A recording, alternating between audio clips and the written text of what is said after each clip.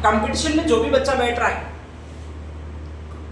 अगर वो ये सारणी सिर्फ याद करके ये सोचता है कि मुझे राजस्थान का एकीकरण पूरा हो गया या फिर राजस्थान का एकीकरण ही पूरा हो गया, तो वो तैयारी की पहले स्टेज पर है, ध्यान रख लीजिएगा, ठीक है। अगर किसी को ये सारणी याद हो जाती है और वो सोच लेता है कि मुझे राजस्थान का एकीकरण पूरा समझ में आ गया, तो वो तैयारी के पहले आरंभिक चरण में, और आरंभिक चरण में है इसका मतलब ये है कि उसके फेल होने के चांस रहेंगे, ठीक है। मैं पहले बोल देता हूँ, ध्यान रख लीजिएगा। तो परिपक्वता की निशानी क्या है? परिपक्वता की निशानी ये है कि लगभग नॉलेज याद हो, लगभग नॉलेज याद हो, उसमें कैसे क्यों हुआ था ये याद हो, ठीक है। नॉलेज वही पूर्ण माना जाता है जिसमें क्यों और कैसे का जवाब आप दे पाओ, ध्यान रख लीजिएगा। बाकी अगर पिन पॉइंट रटे हुए का कोई आंसर दे देता है मत्स्य संघ में कौन सी रियासतें थी, किसी ने अच्छी तरह से रट रखा है ABCD, A means Alwar, B means Bharatpur, C means Karauli, D means Dholpur, ठीक है, तो वो आरंभिक स्टेज की तैयारी होती है। 12वीं के बाद जैसे ही शुरुआती कंपटीशन में बच्चा आता है, तो अगर वो ये चीज बोल देता है 12वीं बार फर्स्ट जो 12वीं से आया हुआ वो बच्चा बोल देता है, तो वो बहुत इंटेलिजेंट है। कैसा है? इंटेलिजेंट। सिलेक्शन लायक अभी भी नहीं है, ठीक है। सिलेक्शन लायक कौन सा होता है? तो जो इनके बारे में सारी चीजें जानता हो, अलग से उनके बारे में डेवलपिंग थॉट्स कर सके, ठीक है, उसके लंबी दूरी तक सिलेक्शन होने के चांस रहेंगे, ध्यान रख लीजिएगा। तो मेरी कोशिश यही है कि ये सारणी जैसे भी है वगैरह है वो 5 मिनट का खेल है, मैं बता दूंगा, लेकिन लगभग मेरी कोशिश यही रहेगी कि आपको इसके बारे में कैसे हुआ था ये बताने की कोशिश करूं। मेरी दिलचस्पी अभी भी इसमें नहीं है कि मैं ये आपको सारणी सिखाऊं या राजस्थान के एकीकरण की सारणी कैसे कैसे हुई थी उसके बारे में सिखाऊं, ठीक है, ध्यान रख लीजिएगा। इसका मतलब आप भी ये समझिए कि सिर्फ सारणी याद कर लेना ही राजस्थान का एकीकरण या नॉलेज कंप्लीट नहीं होता है। नॉलेज कंप्लीट में ये नहीं होता है कि महाराणा प्रताप ने हल्दी घाटी का युद्ध किया था, कब किया था ये तुम ध्यान रख लो, 18 जून 1576। और कोई अगर बाई चांस कह दे कि 21 जून 1576 है तो उससे भिड़ जाओ, अरे तू क्या जानता है, तूने कभी इतिहास पढ़ी है? साले तेरे बाप ने भी पढ़ी थी क्या? मैंने इतिहास पढ़ी और 18 जून 1576 है इसका, ठीक है। तो वो स्टार्टिंग एज कहलाती है, ध्यान रख लीजिएगा, ठीक है। अपन बात कर लेते हैं आगे क्या हुआ था या फिर कैसे कैसे हुआ था ये शुरू। हाँ देखो, सबसे बड़ी चीज जो होती है वो अभी के जीवन में और उस समय के जीवन में। अपन पढ़ रहे 1948 में राजस्थान कैसा था, आपको दिखाई दे रहा है, राजस्थान तो ऐसा ही था, ठीक है। इनमें और अभी में बेसिक अंतर है, आपको बेसिक अंतर, मेन अंतर क्या दिखाई दे रहा है उस समय के राजस्थान में और इस समय के राजस्थान में? अरे अभी बड़ा ये राजस्थान दिख रहा है, उस समय का वैसा कैसा ही लगभग राजस्थान मैंने बनाया। बेसिक अंतर क्या दिखाई दे रहा है? अभी कितने जिले कर दिए तुम्हारे? 41, और वो भी गहलोत जी ने खींच कर कितना कर दिए थे? वो नए आए बचनलाल जी, उन्होंने सोचा टंगड़ी खींच के वापस लगते हैं थोड़ी, ठीक है। राजस्थान को उस दौर में ले जाते 1948 में था वैसा वैसा ले जाते, थोड़े कम किए, 41 जिले। उसमें मुश्किल से इस समय जो दिखेंगे वो 19 दिखेंगे। कौन कौन से 19? ये आपके जो लिखे हुए वो 19 जिले आपको दिखेंगे, ठीक है, ध्यान रख लीजिएगा। उस समय ये 19 जिले नहीं थे, पहली बात तो 19 देश थे। क्या थे? देश। और जो भी राजस्थान में देश थे उनको रियासतें कहा जाता था। क्या कहा जाता था? रियासतें कहा जाता था, ठीक है, ध्यान रख लीजिएगा। तो 19 तो फुल प्रॉपर देश थे उस समय, ठीक है। 3 ऐसे देश थे जो इन देशों के फिर गुलाम थे, उनको ठिकाने कहा जाता था। क्या कहा जाता था? और ये स्वतंत्र नहीं थे, ठीक है, इन देशों के गुलाम थे। इनकी विदेश नीति मतलब सैन्य व्यवस्था इनके द्वारा चलती थी और बाकी अपनी सारी व्यवस्थाएं अलग ही चलती थी, ठीक है। तो वो जो 3 ठिकाने थे जिसमें से एक तो कुशलगढ़ है, एक लाबा है और एक कौन सा भी आपके? निमराना, ध्यान रख लीजिएगा। इन 3 ठिकाने में ये अर्धनिर्मित देश थे, यानी ठिकाने थे, और इनके राजा है वो छाती थापड़ के कहते थे हम देश है, हम राजा है, मालिक है, लेकिन एक्चुअल में मालिक थे नहीं। वो 3 थे। लावा का जो था वो ये था आदमी, नाम कौन सा था? प्रदीप सिंह, ठीक है, ध्यान रख लीजिएगा। निमराना का था वो आपकी ये था, नाम कौन सा भी आपके? राजेंद्र सिंह। और कुशलगढ़ का था वो ये था, हरेंद्र सिंह, ठीक है। 3 आपके एक व्यंजन से खास याद रखिए, व्यंजन लापी है, लावा है और प्रदीप सिंह है, ध्यान रखिए। वैसे लापी कहाँ का फेमस व्यंजन है? अरे लापी कौन से जिले का फेमस व्यंजन है? बाड़मेर नहीं बताया था मैंने, बाड़मेर में कहीं है ही नहीं, देखो तो कैसे मैं बता सकता हूँ? बीकानेर है। कहाँ का भी आपके? बीकानेर का फेमस व्यंजन है, ठीक है, ध्यान रख लीजिएगा। फेमस व्यंजन का ही मतलब ये 1500-1600 ईस्वी की बात है। लापी सबसे ज्यादा अगर कोई फेमस जगह थी जहाँ पर बनती थी प्योर घी में लापी, तो वो आपके बीकानेर की ख्यातों में मिलती है, लापी नाम का विशेष व्यंजन। हमने तो उसकी सिर्फ नकल की है, ध्यान रख लीजिएगा। बाकी अपने वागड़ का नहीं है। वागड़ में लापी पहले कम बनाई जाती थी या फिर आई है लेकिन कम होता था। हाईएस्ट अगर कोई लापसी, प्योर घी में लापसी बनाने की कला सर्वाधिक अच्छी जानते हैं तो ये बीकानेर वाले जानते हैं, ठीक है, ध्यान रख लीजिएगा। और वहाँ पर लापी तो आज भी विशेष रूप से प्रसिद्ध है। जब भी इनके आयोजन वगैरह होते हैं तो लापी वहाँ पर तो विशेष रूप से खाते हैं, ध्यान रख लीजिएगा। तो एक तो लापी शब्द से, एक नीर शब्द से। नीर का मतलब पानी, नी का मतलब नीमराणा, रा का मतलब कौन सा भी आपके राजेंद्र सिंह, और एक कुशलगढ़ का है, उसका ये नाम है। नाम कौन सा भी आपके हरेंद्र सिंह, ठीक है, ध्यान रख लीजिएगा। राजस्थान में बाकी 19 रियासतें थी। कितनी रियासतें थी? 1948 के समय 19 रियासतें थी, मतलब 19 देश थे, 3 ठिकाने थे, ध्यान रख लीजिएगा। ठिकाने एक लावा था, एक नीमराणा था, और एक कौन सा था भाई आपके कुशलगढ़। यहाँ तक कोई दिक्कत नहीं होनी चाहिए, ठीक है, ध्यान रख लीजिएगा। ये अर्धनिर्मित राजा थे। अर्धनिर्मित राजा थे मतलब खुद को राजा मानते थे लेकिन वास्तव में थे नहीं, ठीक है। और बाकी 19 रियासतों वाले स्पेशली राजा थे। इसमें से 4 रियासतों वाले ABCD नाम से, अलवर, भरतपुर, धौलपुर और कौन सा भाई आपके करौली। ABCD याद रह जाएगी, अलवर, भरतपुर, धौलपुर और करौली। दूसरे है वो बाबूशाह की झाड़ू को प्रताप टोक ले गया। बाबूशाह की झाड़ू को प्रताप टोक ले गया। बाबूशाह का मतलब है बांसवाड़ा, बूंदी और एक ये कौन सा भी आपके शाहपुरा। की का मतलब होता है ये आपके कौन सा किशनगढ़, ठीक है। झाड़ू का मतलब जा से झालावाड़ है, टू से कौन सा डूंगरपुर, ठीक है। और टोक, प्रताप टोक ले गया। तो एक तो प्रतापगढ़ है और एक कौन सा भी आपके टोक। 8-9 ये थे। एक उदयपुर अगला है, ध्यान रख लीजिएगा, जिसको उस समय मेवाड़ भी कहा जाता था स्पेशली। एक 3 जय और बी है। 3 जय में जयपुर है, जोधपुर है और एक कौन सा भी आपके और एक कौन सा बीकानेर। 4 ये हो जाते हैं, ठीक है। और बाकी 5वां लास्ट बन जाता है वो ये है। नाम कौन सा भी आपके सिरोही। तो इन रियासतों को 19 कौन सी ये याद रखना है। एक तो ABCD वाली ट्रिक याद रखनी है। एक बाबूशाह की झाड़ू को प्रताप टोक ले गया, ठीक है। एक 3 जलेबी। जलेबी में एक तो जयपुर, जैसलमेर, जोधपुर और एक कौन सा बीकानेर। और बाकी सिरोही अलग है और एक उदयपुर अलग है। बाकी आपको ऐसा कुछ होगा नहीं जो याद रखना पड़े। तो कितनी रियासतें टोटल आपको याद रहेगी? 19 रियासतें। कितनी रियासतें? 19 रियासतें।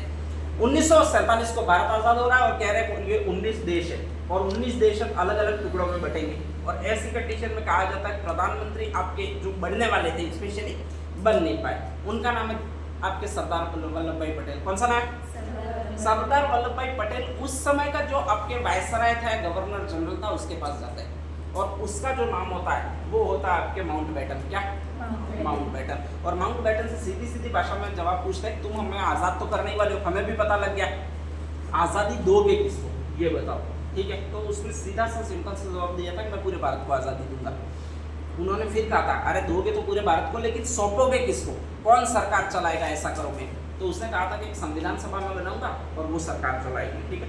तो उन्होंने फिर सेकंड प्रश्न पूछा था कि ये जो हमारे कई सारे रियासतें 562 छोटे छोटे देश हैं, ठीक है, उन 562 के अलग राजा हैं, उनका क्या करोगे? तो उस माउंटबेटन ने जवाब दिया था कि मैं 2 शर्तें रखूंगा, जो भी भारत में मिलना चाहते हैं वो भारत में मिले, जो पाकिस्तान में मिलना चाहती है रियासतें वो पाकिस्तान में मिले, और जो स्वतंत्र रहना चाहती है वो क्या रहे भाई आपके स्वतंत्र रहे।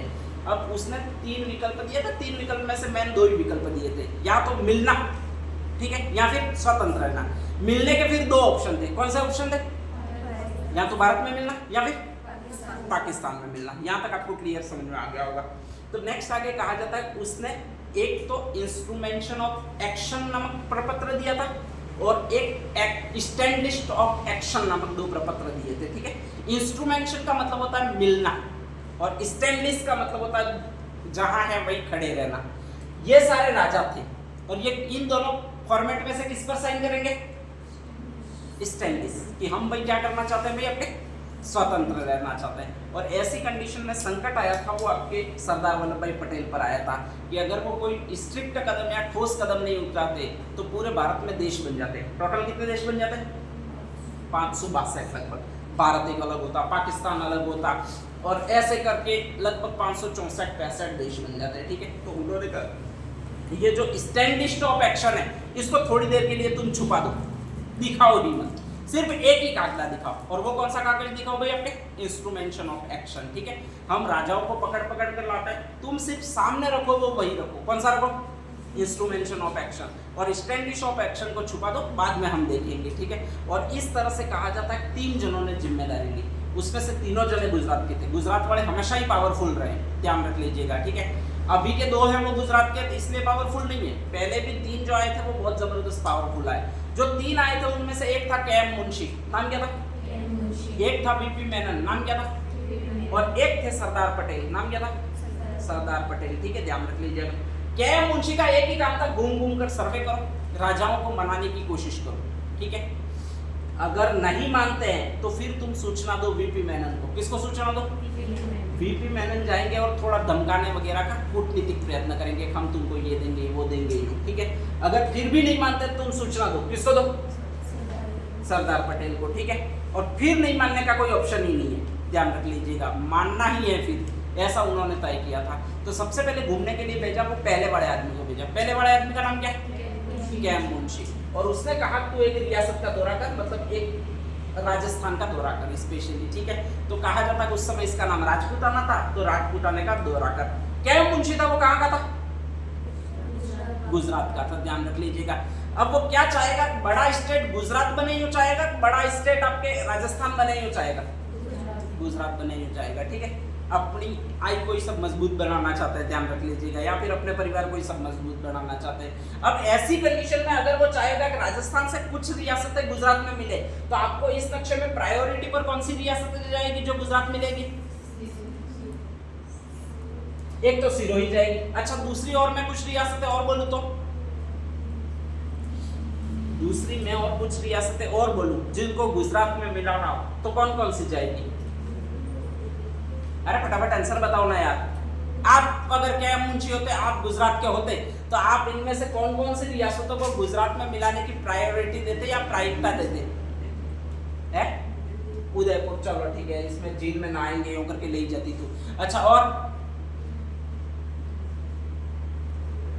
बस उदयपुर एक जने से काम हो जाता आपका। अगर आप के.एम. मुंशी होते तो उदयपुर एक लेते, तुम्हारा गुजरात बड़ा बन जाता। वो कैसे होता है, मैं ये पूछता हूँ। ठीक है, या फिर अगर मैं और कहूं, और कौन सी ऐसी रियासतें थी जिनको ले जाते? कौन सी रियासतों को ले जाते? मन गवाही नहीं दे रहा है तुम्हारा। एक तो ये हो रहा है हमारी बड़ी रियासत को भेजे कैसे? साला हम डूंगरपुर को किसी हाल में नहीं भेजेंगे, हम राजस्थान वालों के साथ ही रहेंगे। गहरा हृदय से जुड़ा हुआ हमारा नाता है। ठीक है, ध्यान रख लीजिएगा। बांसवाड़ा वाले को इसलिए हम नहीं जाने देना चाहते, हम सारे यहाँ पर मर रहे खप रहे रेगिस्तान में, तो तुम सारे गुजरात में कहाँ जा रहे हो? तुमको भी नहीं जाने देंगे, गुजरात में सुख सुविधाएं ज्यादा है। ठीक है, तो इनका कैंसिल कर दे। प्रतापगढ़ वालों को इसलिए नहीं जाने देना चाहते जब हम दो यहीं पर रहे, तू तो यहीं पर मर। ठीक है, ध्यान रख लीजिएगा, कहा जा रहा है कि यहाँ से पूरा काटने वाले थे। ठीक है, और इसके नीचे जितनी भी रियासतें आती है उसको गुजरात में मिलाने वाले थे। किसको? सिरोही है, डूंगरपुर है, बांसवाड़ा है, उदयपुर है, और कौन सा भी आपके प्रतापगढ़ है। और ये इसको कोशिश की थी वो के.एम. मुंशी ने की थी। किसने की थी? के.एम. मुंशी ने की थी। ठीक है, ध्यान रख लीजिएगा। तो के.एम. मुंशी ने पहली कोशिश यही की है कि कम से कम आपके ये जो है वो राजस्थान का आधा क्षेत्र है, दक्षिणी राजस्थान है, वो मिल जाए। किसमें मिल जाए? गुजरात में मिल जाए, ध्यान रख लीजिएगा। ठीक है, यहाँ वाले कुछ नेता थे, उदयपुर वाले नेता है माणिक्यलाल वर्मा।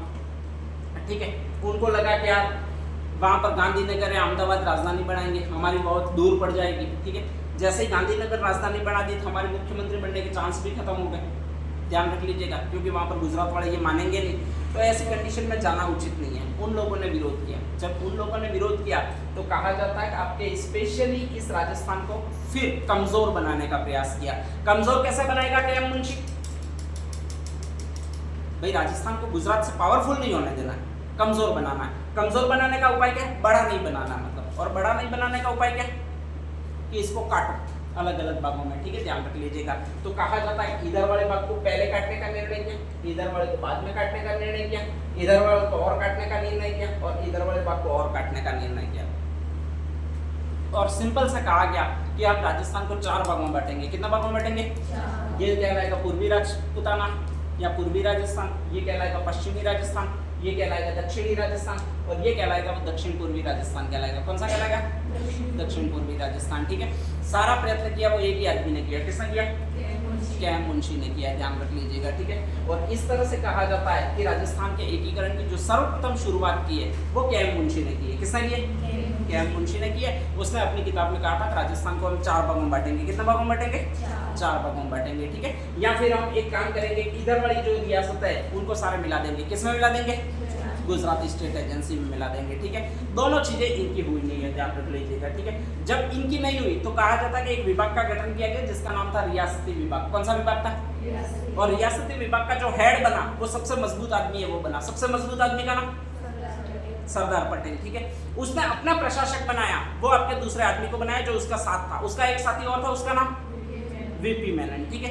वीपी मेनन और सरदार पटेल की जोड़ी ऐसी ही थी जैसे अभी रंगा बिरला की जोड़ी है सेंटर में। रंगा बिरला की जोड़ी किस किस की है?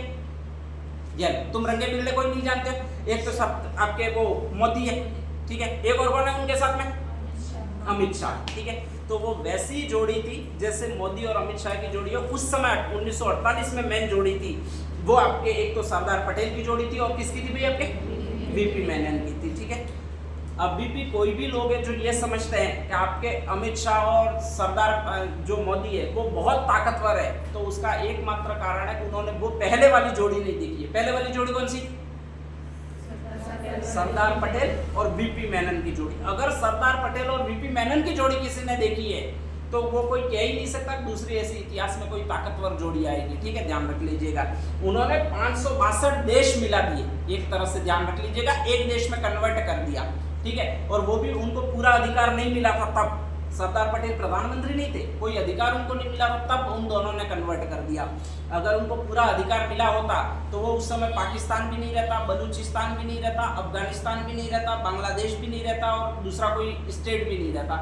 ये कंडीशन वो लोग करने वाले थे, लेकिन पूरा पावर मिला नहीं। जवाहरलाल नेहरू गलती से प्रधानमंत्री बन गए, कोई औपचारिकताएं बाकी ताकत दी नहीं, और फिर कहा जाता है पाकिस्तान को माउंटबेटन ने आपके स्पेशली स्वतंत्र कर दिया, इसलिए उनका पूरी ताकत काम नहीं हुई। नहीं तो वो कब की सारी अखंड भारत तो तब का बन चुका होता, ठीक है। अभी अपन को सपने ही नहीं देखने पड़ते, अपन को अभी सपने देखने पड़ते, वो अखंड विश्व के सपने देखते हैं अपन, ठीक है, ध्यान रख लीजिएगा। लेकिन तब की बात अलग थी, अब की बात अलग है। तो इस तरह से कहा जाता है पहली जो शुरुआत की है वो के.एम. मुंशी ने की है। अब नेक्स्ट आगे पढ़ेंगे के.एम. मुंशी के आगे। फर्स्ट लिख दीजिएगा राजस्थान का एकीकरण।